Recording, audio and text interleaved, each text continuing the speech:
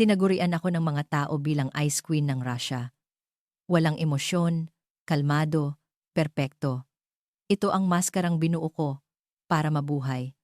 Moscow, Paris, Milan, sa ilalim ng libu-libong ilaw ng entablado. Ako, palagi ang sentro ng atensyon. Kahit anong sabihin nila, ako ang bida sa entabladong iyon.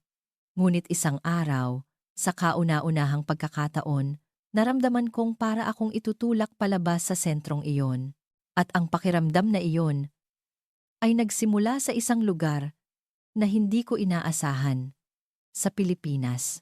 Ako si Nadia. 7 taon na akong modelo sa Russia at nasungkit ko na ang lahat ng parangal sa buong Europa.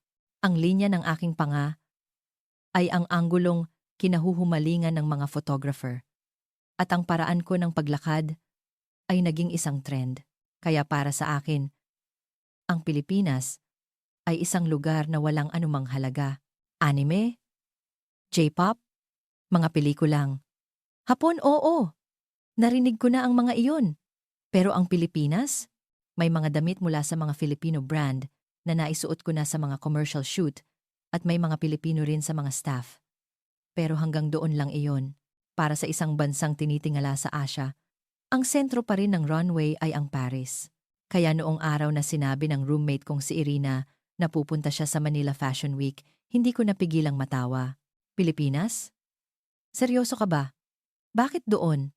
Imbes na sagutin ang reaksyon ko, ipinakita niya sa akin ang kanyang smartphone.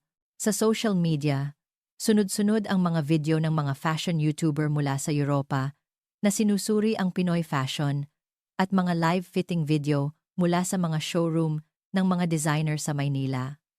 Ngunit, umiling lang ako. Panandali ang uso lang yan, sigurado. Sa huli, babalik din ang lahat sa entablado ng Europa. Ngumiti lang si Irina nang walang sinasabi. At kinabukasan, bumili na nga siya ng tiket papuntang Maynila. Sa post niya sa Instagram, nakasulat, simula ng isang bagong hamon. Papuntang Maynila. At sa ilalim nito, daan-daang komento ang nakalagay. Irina, sa wakas, pupunta ka na sa Maynila. Walang ibang modelo ang mas babagay dyan kundi ikaw. Siguradong magiging matagumpay ka sa Maynila. At naroon ang isang komentong nagpabago ng lahat. Isang komentong nagtag sa akin. At Nadia, hindi ka ba sasama? Sa isang komentong iyon, may biglang pumitik sa loob ko. Ako dapat ang laging nangunguna. Ako ang bida. Kapag ako ang rumampa sa runway, nagkakagulo ang mga tao. Kapag ako ang kinuha para sa isang commercial, nababaliw sila. Pero ngayon, si Irina ang nasa sentro. At sa isang entablado pa na hindi ko man lang pinansin ang Pilipinas. Nang gabing iyon, tinawagan ko ang aking manager. Isama mo ako sa schedule sa Maynila, sa lalong madaling panahon. Sa simula, wala akong inaasahan. Maglalakad lang ako sa runway ng ilang beses, kukuha ng ilang souvenir photos, at uuwi na. Ano bang pinagkaiba ng Maynila? Isa lang din itong syudad. Tulad ng Paris o Milan, ako pa rin ang bida, o kahit papaano. Iyon ang pinaniniwalaan ko noong mga panahong iyon. Ngunit hindi ko alam. Hindi ko alam na sa bansang iyon, sa di pamilyar na lungsod na iyon, ang buhay ko ay ganap na babaliktarin.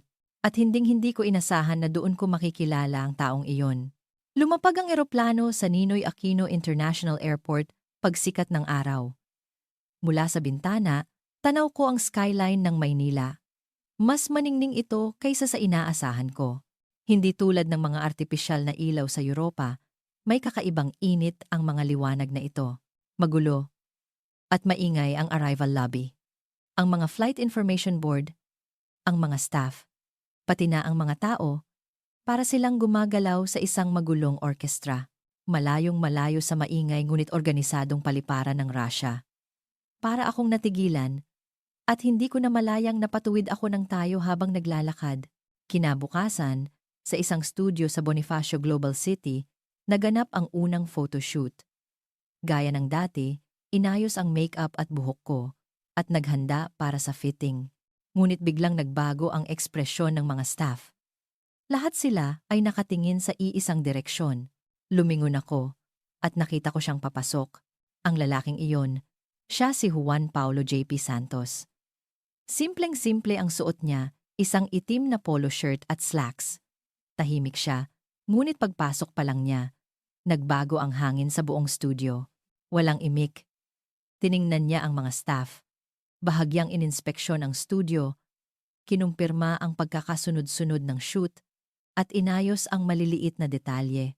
Hindi niya kailangang magsalita para magbigay ng utos.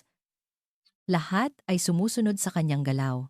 Di nagtagal, napunta sa akin ang kanyang tingin.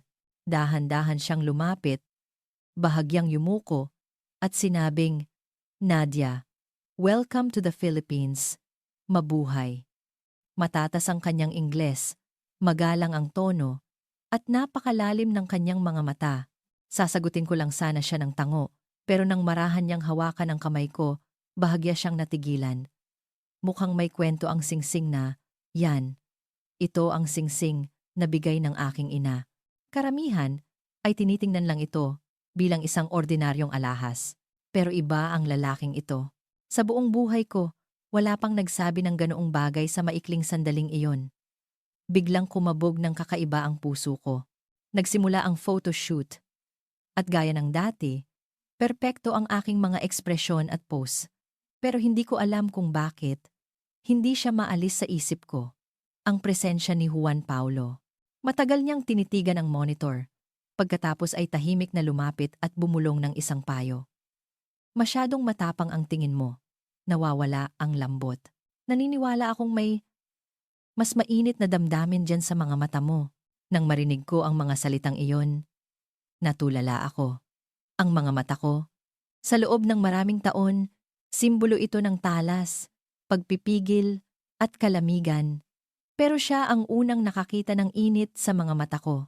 Nayanig ako sa sinabi niya. Palagi kong pinoprotektahan ang sarili ko. At natutunan kong huwag ilabas ang emosyon ko sa labas ng entablado. Pero ang lalaking ito, hindi ang modelo sa entablado ang tinitingnan niya, kundi ang kung anong nasa loob ko. Pagkatapos ng shoot, bahagya siyang yumuko at nagpaalam. "Maraming salamat sa araw na ito. Mahusay ang iyong trabaho." Sa sandaling iyon, naramdaman kong mas mapanganib ang lalaking ito kaysa sa sinumang lalaking nakilala ko. Hindi siya pala salita, pero ramdam mo ang kanyang sinseridad. Hindi siya kalkulado kung lumapit, pero hindi rin siya basta-basta. Nang gabing iyon, pabalik sa aking hotel room, hindi ako makatulog. Mula sa bintana, tanaw ko ang gabi ng Maynila na may ibang anyo kumpara sa umaga. Ang mga kalsadang magkakasalubong sa gitna ng mga kumikinang na ilaw, ang mga taong mabilis na kumikilos, at sa gitna ng lahat ng iyon, isang lalaki ang pumapasok sa isip ko. Si Juan Paulo Santos. Sino ba talaga siya? Halos lahat ng lalaking nakilala ko, sa isang tingin lang ay alam ko na ang intensyon nila. Naakit sa itsura ko, o sa kasikatan ko, o simpleng pagnanasa lang. Tinitingnan nila ako bilang si Nadia, ang top model. Pero si Juan Paulo, kakaiba. Wala siyang ganoong intensyon. Hindi niya binanggit ang aking career, hindi rin niya pinuri ang aking itsura. Sa halip, maingat niya akong inoobserbahan. At may kakaibang init ang kanyang mga tingin. At ang isang linyang sinabi niya, "Naniniwala akong may mas mainit na damdamin dyan sa mga mata mo." Paulit-ulit itong tumatakbo sa isip ko. Walang sinuman ang nagsabi niyon sa akin. Isang damdamin na kahit ako mismo ay hindi ko alam na mayroon ako. Hindi iyon simpleng papuri. Pakiramdam ko, may nakita siyang hindi ko ipinapakita. Siya ang unang taong tumingin hindi sa panlabas, kundi sa panloob na anyo ko. Kinabukasan, dahil hapon pa ang schedule ko, bakante ang umaga ko. Habang dahan-dahang umiinom ng kape sa breakfast buffet ng hotel, biglang tumawag si Irina. Video call. Kagabi, nag-post siya ng mga litrato sa Instagram, nakuha sa isang kalye na may mga lumang bahay na bato, at dumagsa ang mga komento. "Nadia, kararating mo lang kahapon. 'Di ba? Kumusta ang Maynila?" Napangiti ako at sumagot. "Hindi naman masama. Mas maganda pa sa inaasahan ko. Tahimik at maayos." At ewan ko, parang pamilyar ang pakiramdam. Tinitigan ako ni Irina at ngumiti. Nakilala mo na si JP, di ba? Nang marinig ko ang pangalan niya, napakunot ang noo ko. Paano mo nalaman? Nagkibit-balikat si Irina. Sa pamamagitan din niya ako nakakuha ng trabaho sa Maynila. Minsan na kaming kumain kasama. At may kakaibang karisma ang taong yon, di ba? Nanahimik ako. Tunay siyang Pilipino. Hindi gaanong nagpapakita ng emosyon, pero ramdam mo ang sinseridad. Ngayon lang ako nakakilala ng ganoong lalaki. Yung kahit hindi nagsasalita, panatag ka kapag kasama mo siya. Ganoon na ganoon siya. Sa mga salita ni Irina, biglang kumirot ang dibdib ko. Ang naramdaman ko kagabi, ganoon din pala ang naramdaman niya. Nang hapong iyon, muling nagpakita si JP sa location ng shoot. Sa pagkakataong ito, siya ang nagbibigay ng simpleng direksyon sa mga modelo at may kakaiba akong napansin. Maingat niyang binabanggit ang mga kalakasan ng bawat modelo. Lumapit din siya sa akin at sinabing, "Para sa kasuotan ngayon, mahalagang manatiling kalmado ang iyong tingin. Nadia, ang iyong matatag na titig ang iyong lakas, pero ngayon, kailangan natin ng lambot na parang nakahinto." Tumango ako, pero sa loob-loob ko, nagulat ako. Alam na pala niya ang estilo at katangian ko sa pag-shoot. Walang sino mang nagbigay sa akin ng ganoong detalyadong approach. Hindi lang iyon simpleng direksyon. Naramdaman kong pinag-aralan niya ako, gaya ng sinabi ni JP. Sinubukan kong ipahayag ang lambot na parang nakahinto habang pinapanatili ang aking tingin. At nakakagulat, ang pakiramdam na iyon ay eksaktong lumabas sa monitor. "Wow, ang ganda ng kuha na to," sabi ng isang staff. Tahimik na tumango si JP sa akin at ngumiti. Nang makita ko ang ngiting iyon, bigla akong kinapos sa hininga. Bakit ang taong ito, kahit hindi pala salita, ay may ganitong kakayahang pakilusin ang mga tao? Pagkatapos ng shoot, tahimik siyang lumapit sa akin. "Kung may oras ka bukas ng umaga, may gusto sana akong ipakita sa'yo sa Maynila. Karamihan kasi sa mga foreign models, hindi nakikita ang tunay na Maynila. Iyon ay isang alok na hindi ko inaasahan." Magalang, ngunit may kakaibang sinseridad sa kanyang mga mata. Pagkatapos ng ilang sandali ng pananahimik, sumagot ako, "Sige." At sa sandaling iyon, isang maliit at hindi pamilyar na bagay sa loob ko ang nagsimulang umusbong. Pag-iingat at kuryosidad. At isang hindi maipaliwanag na pagkaakit, dahan-dahan, ngunit malinaw kong nararamdaman na nahuhulog ako sa lalaking nagngangalang Juan Paulo Santos. Kinabukasan, ang tagpuan namin ni JP ay sa Intramuros. Nang marinig ko ang pangalan, inakala kong isa lang itong ordinaryong kalyeng dinarayo ng mga turista. Ngunit nang makarating ako doon, ibang mundo ang bumungad sa akin. Ang tahimik na hangin na dumadaloy sa kahabaan ng mga kalsadang bato. Ang mga bubong na kumikinang sa sikat ng araw. Ang mga lumang pintuan na gawa sa kahoy, bawat isa ay may maingat na inukit na disenyo. Para akong pumasok sa isang set ng pelikula. Nang makita ako ni JP, maikli siyang bumati at tumango. "Nakasubok ka na bang magsuot ng barot saya?" Nag-aalangan akong umiling. Ngumiti si JP. "Kung ganoon, ngayon ang unang araw mo." Dinala niya ako sa isang antigong rental shop ng mga tradisyonal na kasuotan. Masayang bumati ang mga tindera at natural na nakipag-usap si JP sa kanila sa Tagalog. Suot niya ang isang kulay abong barong Tagalog na simple ngunit elegante. Pagkatapos ay kinawayan niya ako.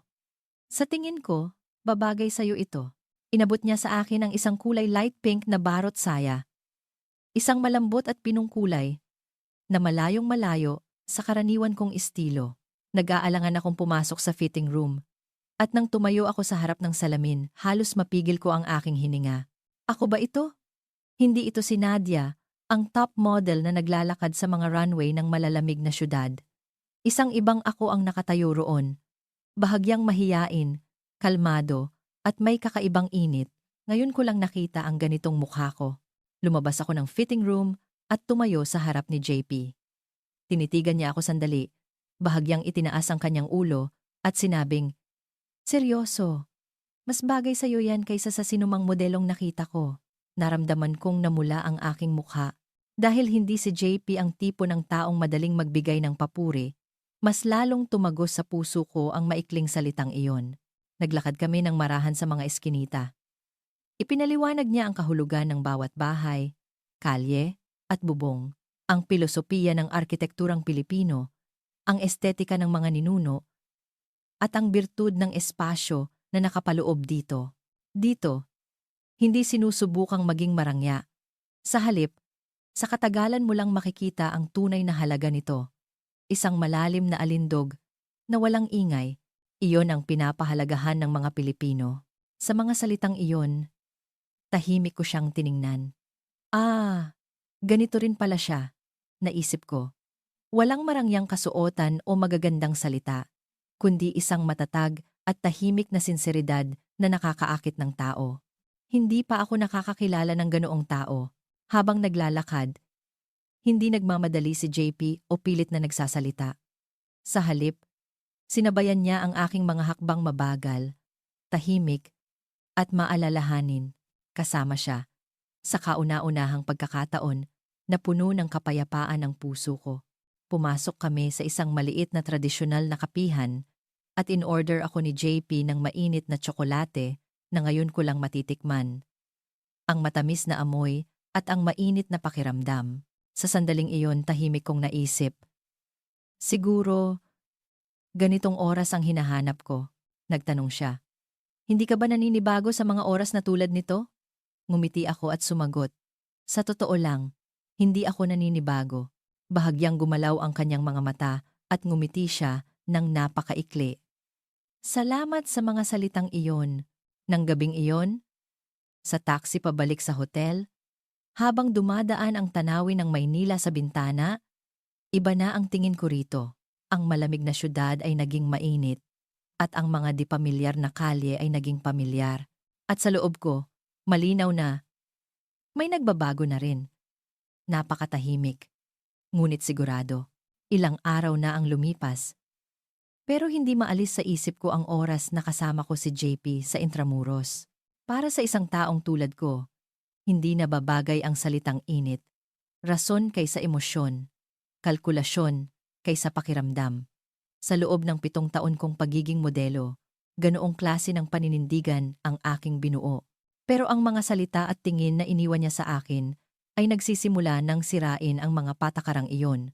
Nagpatuloy ang mga photoshoot at mas dumalas ang pagkikita namin ni JP. Palagi siyang tahimik, pero mas tumpak niya akong nauunawaan kaysa kanino man. Ang aking mga galaw, ekspresyon, at kahit pagod, kahit hindi siya nagsasalita, parang nababasa niya sa isang tingin lang kung ano ang nararamdaman ko. Isang araw, nagkaroon ng aksidente sa studio at pansamantalang nawalan ng ilaw dahil sa internal power outage. Namatay ang lahat ng ilaw at biglang nataranta ang lahat. Instinctively, sinubukan kong umalis sa pwesto pero may natapakan ako at muntik ng matumba. Sa sandaling iyon, may mabilis na sumalo sa akin. Okay ka lang? Dahan-dahan lang, isang pamilyar na boses. Si JP. Natural niyang hinawakan ang aking pulso at ginabayan ako sa dilim. Sa gitna ng dilim at katahimikan, tanging ang init ng kanyang kamay ang malinaw kong naramdaman. Sa sandaling iyon, biglang bumilis ang tibok ng puso ko. Kahit bumalik na ang ilaw, hindi ako mapakali. Tila walang nangyari, nagtanong si JP. Ayos ka lang ba? Pero natigilan ako sa dating ng tanong na iyon. Nang gabing iyon sa aking hotel room, habang tinititigan ang aking pulso, bigla kong napagtanto. Mayroon na bang nag-alaga sa akin ng ganito sa buong buhay ko? Kahit sa entablado na napapalibutan ng libu-libong ilaw, palagi akong mag-isa. Kailangan kong maging malakas. Hindi pwedeng matalo. Naniniwala akong ang pag-asa sa iba ay isang kahinaan. Ngunit si Juan Paulo ay niyayanig ang paniniwalang iyon. Hindi niya hinihiling na maging malakas ako. Sa halip, tahimik siyang lumalapit at nagtatanong kung okay lang ako. At sa simpleng tanong na iyon, ang puso ko ay ganito kalakas na nayanig, nakakatakot. Mula noon, napagtanto kong hindi ito simpleng kuryosidad. Ilang araw ang lumipas. Nagkita kami ni Irina at Elena sa isang cafe sa BGC. Pareho kaming abala sa aming mga schedule kaya bihira kaming magkita, pero swerteng nagkaroon kami ng oras ngayon. Nagbago ang itsura mo, Nadia, sabi ni Irina. Talaga? Lumambot ang tingin mo. May nangyari ba? Patuloy ni Elena habang tinititigan ako. Sinubukan kong itago sa tawa pero hindi sila sumuko. Dahil ba yan kay Juan Paulo? Sa sinabi ni Irina, natigilan ako. Ngumiti siya habang pinagmamasdan ako. Kilala ko rin siya, di ba? Sa lahat ng ipinakilala sa akin noong papunta ako sa Pilipinas, siya lang ang nagpakaba sa akin. Magalang pero matatag. Mukhang malamig, pero may kakaibang init sa loob. Tunay na lalaking Pilipino. Tumango si Elena. Oo nga, ako rin. May ka-text akong photographer na nakilala ko sa shoot last week at iba talaga. Hindi nagmamadali, walang bastos na sinasabi. Sobrang maalalahanin at magalang. Pero ramdam mo ang sinseridad. Kaunti lang magsalita. Pero mas marami pang naibibigay kaysa sa mga salita. Habang nakikinig sa kanila, napagtanto kong hindi lang ako ang nakakaramdam ng ganitong kalituhan. Kaming tatlo, sa hindi inaasahang paraan, ay nahuhulog ang loob sa bansang ito. Hindi dahil sa gwapo sila o magaling magsalita. Dahil ito sa tahimik na pag-aalaga, sinseridad, at isang damdaming hindi kami sanay ang pagmamahal. Mula sa araw na iyon, hindi ko na maitatanggi. Ang lalaking si Juan Paulo Santos ay malalim nang nakatanim sa loob ko at hindi na ako natatakot doon. Ilang araw ang lumipas, muli kaming nagkita ni na Irina at Elena. Sa pagkakataong ito, ako mismo ang unang nakaramdam nang makita ko sila. Kaming tatlo ay ibang-iba na sa mga taong unang dumating sa Maynila. Hindi lang ang makeup o estilo ang nagbago, kundi ang mismong tingin namin. Si Irina ay nagsimula nang mag-collaborate sa isang photoshoot kasama si Yulo, isang batang designer na sumisikat sa Maynila. Ang shoot na iyon ay hindi lang basta proyekto, kundi isang bagong konsepto ng kampanya para sa Philippine Fashion Week. Talo na ako, Nadia, sabi ni Irina habang umiinom ng latte sa kafe.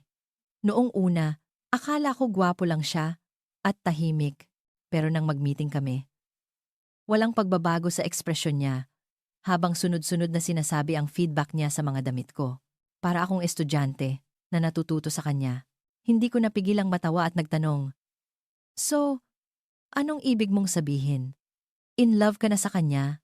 Tumahimik sandali si Irina, ibinaba ang tingin, at mahinang sinabi, "Hindi ko alam kung in love o nagtitiwala na ako.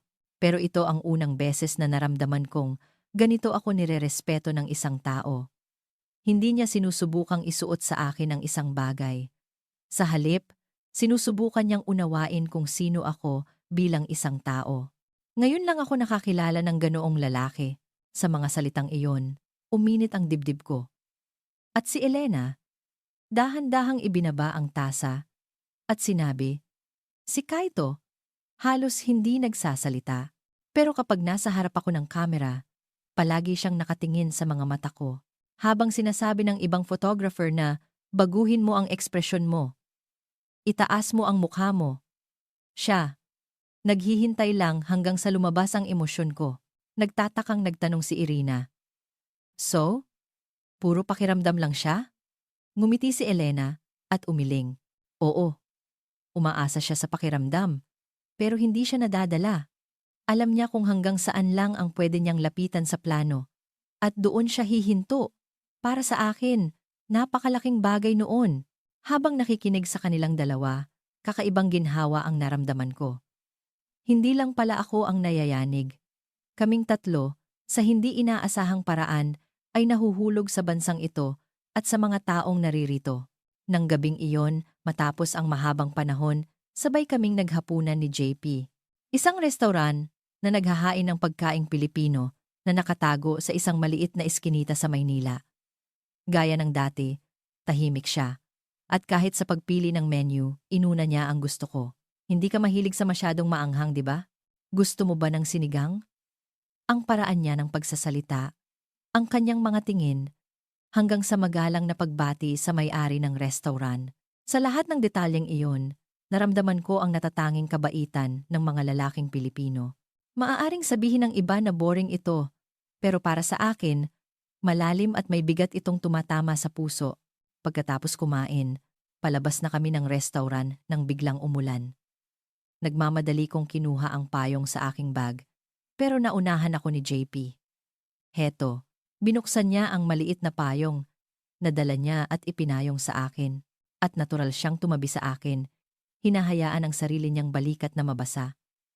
Okay lang, basa lang sa balikat. Sa sandaling iyon, bigla akong napaiyak, isang simpleng eksena. Pero ang paraan niya ng pag-aalaga sa akin ay sobrang init.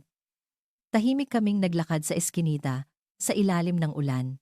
Tahimik ang gabi sa Maynila, at ang tunog ng ulan ay malumanay sa pandinig. Nang gabing iyon sa hotel, hindi ako makatulog.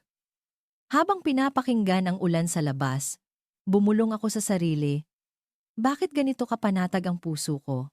Ang biyaheng ito sa Maynila, na nagsimula sa selos, ay naging dahilan na ngayon para gusto kong manatili sa tabi ng isang tao. Hindi ko pa alam kung pag-ibig ba ito o tadhana. Pero isa lang ang sigurado. Lalo akong nahuhulog sa lalaking ito kay Juan Paulo Santos. At sa di pamilyar na lungsod na ito, ang Maynila. Kinabukasan, sa breakfast buffet ng hotel, muli kong nakasabay sina Irina at Elena. Kaming tatlo ay tahimik na kumukuha ng pagkain, pero kakaiba ang sigla sa hangin. Sa isang tingin lang, alam naming marami kaming gustong pag-usapan. Unang nagsalita si Irina. Kagabi, nagtrabaho kami ni Yulo hanggang hating gabi. Ang konsepto ng kampanya namin ay Layers of Time. At sabi niya, nasa mukha ko raw ang konseptong iyon. Anong ibig sabihin noon? Tanong ko. Ibig sabihin, kahit mukha akong marangya sa labas, may mga lumang emosyon na nananatili sa loob. Ganoon daw ang itsura ko. Nahihiyang ngumiti si Irina sa huli niyang sinabi, pero halatang nagbago ang mukha niya. Mas malambot. At may kakaibang saya sa kanyang mga mata. Tumango si Elena at sinabi, si Kaito. Naaalala niya lahat ng sinabi ko na gusto kong huminto sa pagmomodelo sa Russia para mag-aral ng photography. Isang beses ko lang yun nabanggit. Pero siya ang unang nakapansin kung ano ang nawala sa buhay ko. Tahimik ko silang tiningnan. Magkakaiba ang paraan, pero pare-pareho ang nararamdaman namin. Sa isang di pamilyar na lugar na tinatawag na Maynila, nakatagpo kami ng mga lalaking tumitingin sa amin bilang isang buong tao. Nang hapong iyon, magkasama kaming pumunta ni JP sa isang art exhibit. Isang installation artist na paborito niya, kung saan pinaghahalo ang modernong espasyo at tradisyonal na mga bagay. Pagpasok pa lang sa venue, may kakaibang tensyon. Karamihan sa mga obra ay simple at magaspang, pero nang marinig ko ang paliwanag, may malalim na kahulugan pala. Dahan-dahang naglakad si JP at ipinaliwanag ang bawat isa. Ang artist na ito ay nagtatala ng mga bagay na nawawala, mga bagay na kahit mawala ay hindi makakalimutan. Iyon ang tema ng espasyong ito. Tahimik akong tumango. Huminto kami sa harap ng isang obra, at maingat na nagtanong si JP, kung mayroon kang iniwan sa Russia, ano ang madalas mong naaalala? Hindi ko inaasahan ang tanong na iyon. Wala pang nagtanong sa akin kung ano talaga ang namimiss ko. Matapos ang ilang sandali ng pananahimik, mahina akong sumagot, ang amoy ng tsaa ng aking ina. Minsan, bumabalik ang alaala noong bata ako. Umiinom ng mainit na tsaa tuwing taglamig. Sa amoy pa lang, uminit na ang dibdib ko. Bahagyang ngumiti si JP. Marami ring ganyan sa Pilipinas.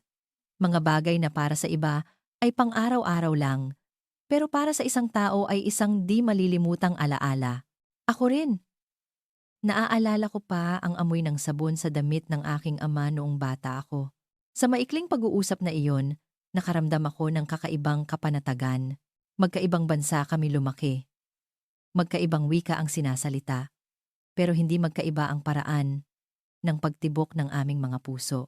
Pagkatapos ng exhibit, dinala niya ako sa isang maliit na tea house na may antigong disenyo, may mahinang tugtog, at ang sikat ng araw na tumatagos sa mga bintanang kapis ay nagpapainit sa buong lugar. Nag-order siya ng calamansi tea at maingat kong inamoy ito. Isang hindi maipaliwanag na damdamin ang bumalot sa akin. Ibang-iba sa amoy ng tiyaan ng aking ina, pero ang init na pakiramdam ay halos magkapareho. Salamat, mahina kong sabi. Para saan? Nagtataka niyang tanong. Dahil tinatrato mo ako bilang isang tunay na tao. Na para bang karapat-dapat akong mapunta rito. Tumahimik sandali si JP. Pagkatapos ay dahan-dahan niya akong tiningnan sa mata at sinabing, Nadia, nararapat ka dito. Kahit hindi ako ang magsabi, alam yan ng lahat. Sa mga salitang iyon, wala na akong masabi. Nanikip ang dibdib ko at parang may natunaw na nakabara sa puso ko. Nang gabing iyon, pabalik sa hotel, umupo ako sa harap ng salamin at tahimik na tiningnan ang sarili. Ang mukhang walang makeup, ang mga matang dati malungkot, at sa loob nito, isang bagong silang na init. Sa unang pagkakataon, ayaw ko nang umuwi. Nagustuhan ko na ang Pilipinas. Hindi, minahal ko na ang taong ito. Si Juan Paulo Santos. Minahal ko na siya ng sobra. Kinabukasan, isang mahalagang mensahe ang dumating sa akin. Galing kay Andre, ang manager ko sa Russia. Isang maikling pangungusap. Chanel Europe Campaign. Ikaw ang final candidate. Kailangan ng meeting sa Paris? Umuwi ka sa loob ng linggong ito. Biglang kumabog ang puso ko. Chanel. Ang pangalang pinapangarap ko. Mula pa noong nagsimula akong magmodelo. Ang makatayo sa entabladong iyon ay pangarap ng lahat ng modelo sa mundo. At ngayon, nasa kamay ko na ang pagkakataong iyon. Ngunit hawak-hawak ang smartphone ko, hindi ako makagalaw. Hindi ako gaanong natuwa. Sa halip, nabigatan ako. Nang gabing iyon, may usapan kaming maghapunan ni JP, pero mas tahimik ako kaysa dati. Ang mga pamilyar na eskinita na nilakaran namin, ang restoran kung saan kami nagtawanan lahat ay parang malabo. Maingat na pinagmasdan ni JP ang aking kilos at nagtanong, may nangyari ba ngayon? Sa huli, sinabi ko ang lahat. Ang alok mula sa Russia, ang katotohanang kailangan kong pumunta sa Paris. At kung gaano kalaking oportunidad iyon. Tahimik na pinakinggan ni JP ang lahat. At pagkaraan ng ilang sandali, nagsalita siya. Magandang balita yan. Isang napakagandang pagkakataon. Blanko ang kanyang ekspresyon. Pero may bahid ng lungkot sa kanyang mga mata. Hindi ako mapakali. At nagtanong, gusto mo bang umalis na ako? Bahagyang umiwas ng tingin si JP. At muli akong tiningnan. Gusto kong sundin mo ang landas na tunay mong ninanais. Paano ko pipigilan ang buhay mo? Mas masakit ang mga salitang iyon. Gusto kong sabihin ni JP na huwag kang umalis. Baka gusto kong pigilan niya ako nang may kaunting pagiging makasarili. Pero hanggang sa huli, pinrotektahan niya ang aking kalayaan. At sa sandaling iyon, nalaman kong iyon ang mas malalim na pag-ibig. Bumalik ako sa hotel at sinabi kina Irina at Elena.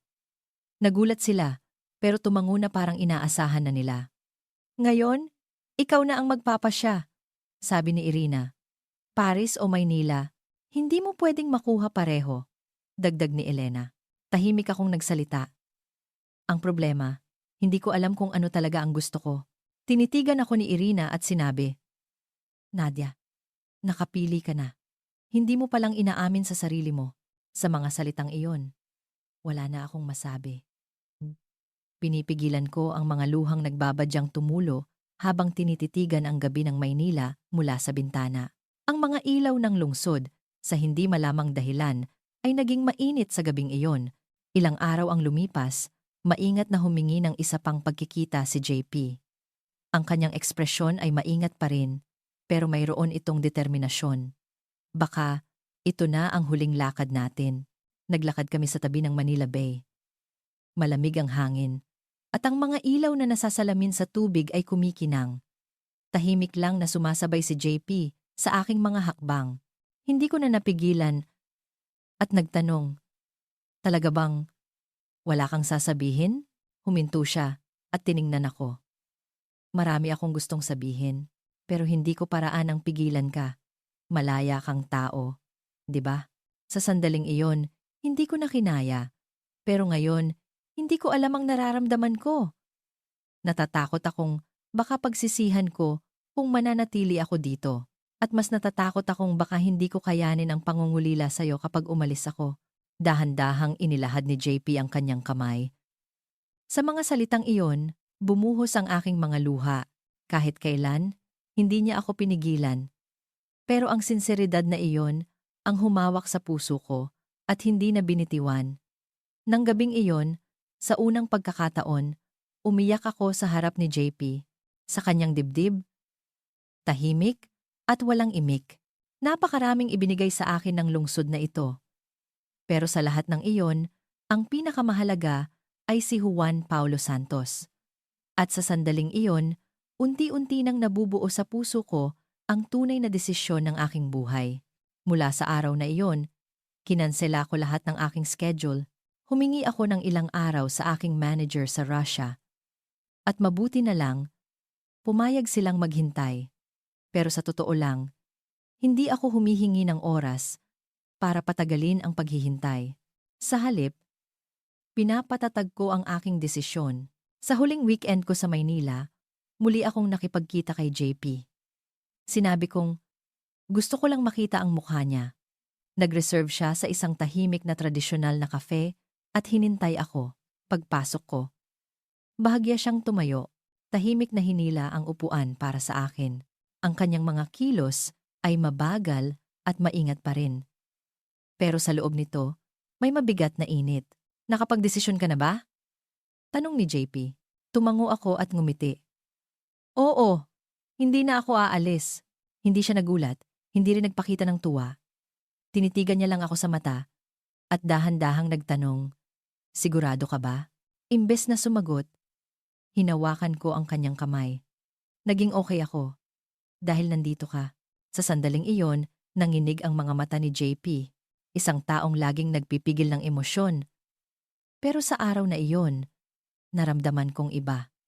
Mula sa kanyang mga mata, umaagos ang damdamin niya para sa akin. Noong unang dating ko dito, plano ko lang kumuha ng litrato at umuwi. Pero dito, nakilala kita.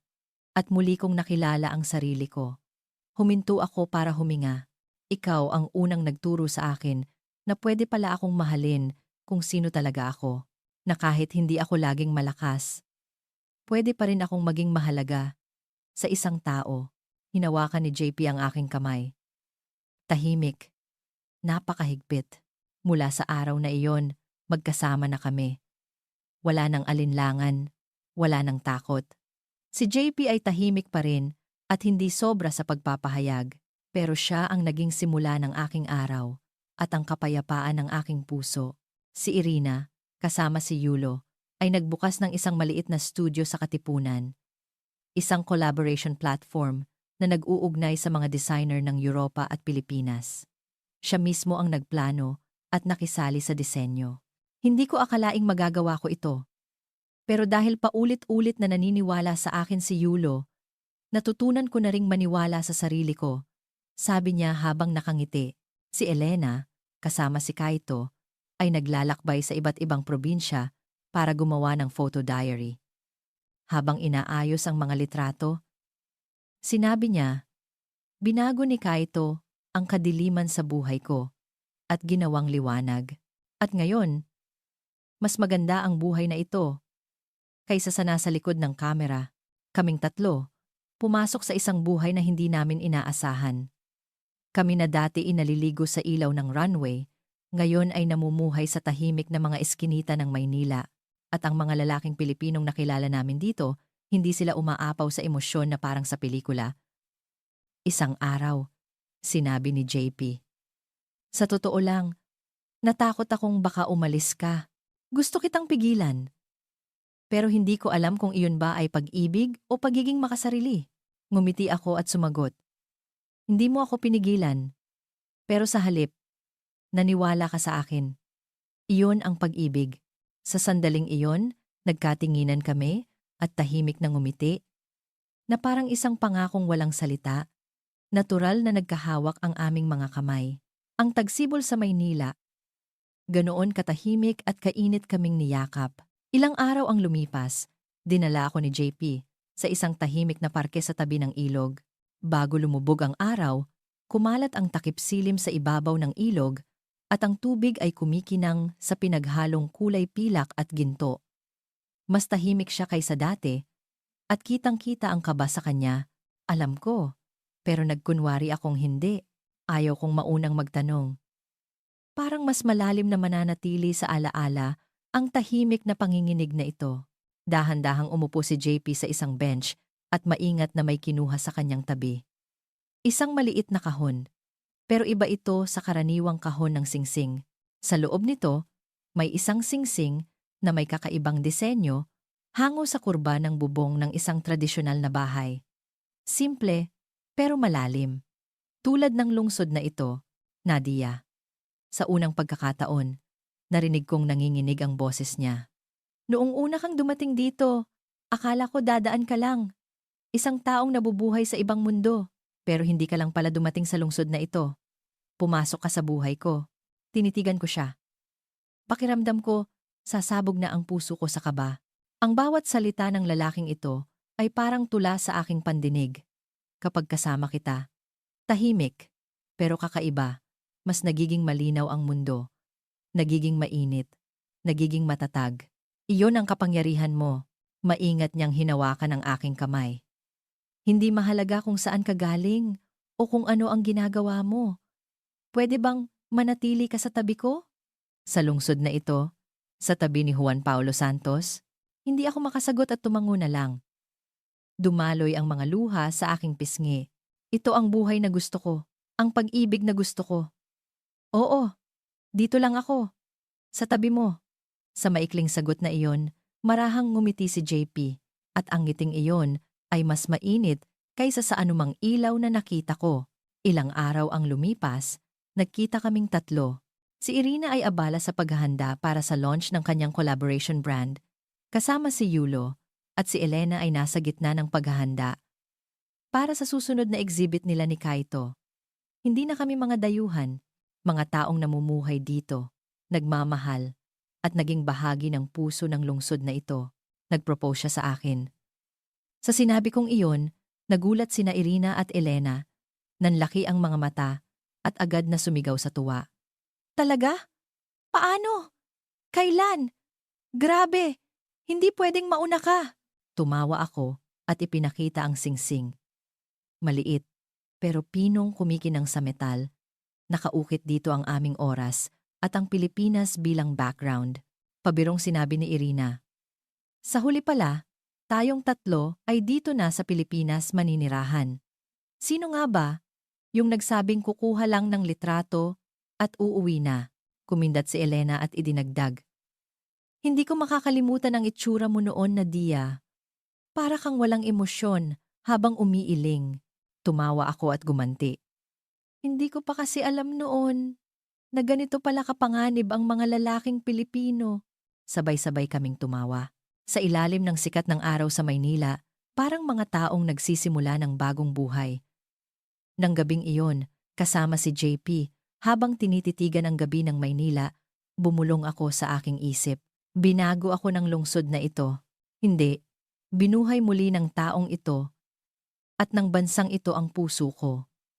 Ang Pilipinas, na dati isang schedule lang, ay naging buhay ko mismo, at ang isang lalaki dito ay nagbago ng aking buhay, ng buong sinseridad, ng buong init, at ngayon, sigurado na ako, ang susunod kong entablado ay hindi sa harap ng kamera, kundi sa tabi ng taong ito. Epilogue, ang anunsyo ng aming kasal ay tahimik, ngunit puno ng sinseridad. Kaysa sa isang malaking selebrasyon, pinili namin ni JP ang isang tradisyonal na kasal sa simbahan, kasama lamang ang malalapit na kaibigan at pamilya. Noong una, hindi ko maisip na ako, isang Ruso, ay magsusuot ng terno sa isang simbahan na napapalibutan ng hardin. Ngunit kakaiba, bagay na bagay sa akin ang tanawin. Sina Irina at Elena ang aking mga abay. Lahat kami ay nakasuot ng magagandang Filipiniana, at ang aming itsura habang nakatayo sa hardin ay parang isang larawan mula sa ibang panahon. Pabirong bumulong si Irina. Ganitong tradisyonal na kasal. Hindi ko talaga akalaing aabot tayo dito. Hinawakan ni Elena ang aking kamay at sinabing, "Ikaw ang pinakamagandang babae sa buong mundo ngayon."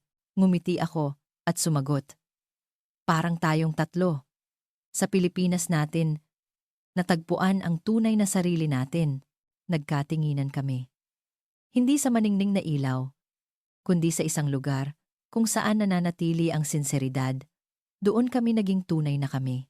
Sa araw ng kasal, dinala ako ni JP sa gitna ng altar at dahan-dahang sinabi, "May gusto akong sabihin sa'yo sa buong buhay ko. Noong una kang dumating dito, akala ko aalis ka rin. Kaya tinitingnan lang kita mula sa malayo, nag-iingat na magpakita ng emosyon. Pero ngayon, sigurado na ako, hindi ka na aalis." Sa mga salitang iyon, nang ilid ang aking mga luha. Ang tiwala niya sa akin ang dahilan kung bakit ako narito. Nagpatuloy siya, "Saan ka man magpunta, sino man ang makilala mo, hindi ka na mag-iisa." Sa sandaling iyon, nawala ang lahat ng ingay sa paligid. Tanging ang kanyang boses at sinseridad ang malinaw na naririnig ko. "Nadia, mahal kita. Sobrang lalim." Niyakap ko siya ng mahigpit. Mas maraming emosyon ang nakapaloob sa yakap na iyon kaysa sa mga salita. Pagkatapos ng kasal, lumipat kami sa isang tahimik na subdivision sa Quezon City. Tahimik at malinis na mga kalye, isang maliit na bahay na may hardin.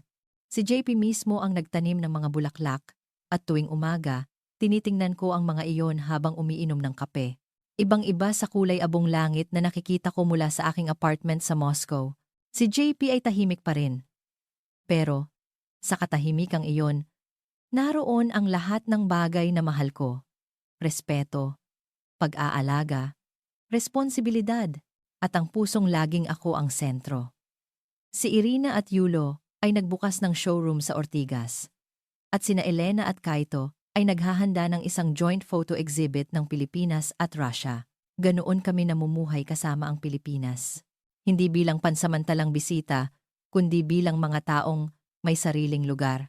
Minsan, naiisip ko, kung hindi nagdesisyon si Irina na pumunta sa Pilipinas, kung hindi ako nadala ng selos, kung hindi ko nakilala si Juan Paulo Santos, marahil hanggang ngayon ay naglalakad pa rin ako sa ilalim ng libu-libong ilaw na walang laman ng puso. Pero, ngayon, iba na. Ang buhay ko ay hindi na ilaw ang nagbibigay liwanag, kundi isang tao.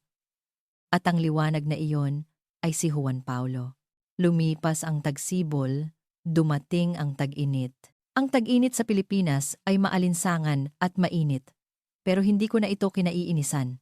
Ang mga bulaklak sa hardin ay unti-unting lumalaki at si JP ay hindi nagbabago tuwing umaga ay nagtitimpla ng mainit na kape para sa akin. Ang huni ng mga kuliglig, ang tawanan ng mga bata sa kalye, at ang tahimik na paghinga ni JP sa pagtulog, lahat ng ito ay bahagi na ng aking buhay. Minsan, napapaisip ako. Para makuha ang atensyon ng iba, para talunin ang kaibigan kong nauna sa entablado. Pero ngayon, hindi ko na gustong manalo laban kanino man. Sa halip, mas malaki ang pagnanais kong makasama ang isang tao. Iyon ang damdaming natutunan ko sa Pilipinas. Ang bansang ito ay laging tahimik, pero sa loob nito, maraming kwentong dumadaloy. Ang kulturang mas nauuna ang gawa kaysa salita. Mas malalim ang pagmamahal kaysa kalkulasyon. Mas mahalaga ang lalim kaysa bilis noong una. Hindi ako sanay. Pero sa paglipas ng panahon, nasanay na ako. Higit pa sa nasanay, naging bahagi na ito ng aking pagkatao. Alam ko na ngayon ang tahimik na pag-aalaga ng mga lalaking Pilipino, ang mabigat na responsibilidad, ang lalim ng emosyon sa kanilang mga tingin. At sa sentro ng lahat ng iyon, palaging nandoon si JP. Isang araw, bigla ko siyang tinanong, "Bakit ka sobrang tahimik? Mahirap bang magpahayag ng damdamin?" Nag-isip siya sandali at sumagot, "Kung ipapahayag ko lahat ng damdamin ko sa salita, baka masaktan ka. O baka maging masyadong magaan ang dating. Mas nakakatakot yon. Sa halip, araw-araw kong sinusubukang ipakita sa gawa. Para sa'yo, sa tabi mo, sa mga salitang iyon, tahimik kong hinawakan ang kanyang kamay. Ang pag-ibig ay hindi malalaki at mararangyang salita, kundi maliliit at araw-araw na gawa. Dito ko natutunan iyon, mula sa lalaking ito. Hindi na ako isang top model ngayon. Pero naging isang mas matatag at mas mainit na tao ako. Si Irina ay nagpapalawak ng kanyang showroom sa ibang bansa kasama si Yulo. At sina Elena ay naghahanda ng exhibit na maglalakbay sa pagitan ng Pilipinas at Russia. At ako, kasama si JP, ay naglunsad ng sarili naming brand. Isang bagong fashion brand kung saan nagtatagpo ang sensibilidad ng Maynila at ang minimalism ng Europa. Ang pangalan nito ay Tadhana. Nagtatanong ang mga reporter. Bakit ako nanatili sa Pilipinas? Bakit Maynila? At hindi Paris o Milan? Ngumingiti ako at sumasagot. Dito ang bansang una kong natutunan ang magmahal at kung paano magbigay ng pag-ibig. Noong una, simpleng selos lang ito. Isang maikling pagbisita. Pero ang maikling biyaheng iyon ang naging turning point ng aking buhay. Si Juan Paolo Santos. Siya ang tanging dahilan at ang lungsod na ito, ang Pilipinas, ang aking naging bagong tahanan. Ang maliit na bansang ito, ang Pilipinas, ang nagbago sa buhay ng 3 babae. At sa sentro nito, naroon ang tahimik ngunit mainit na sinseridad ng mga lalaking Pilipino.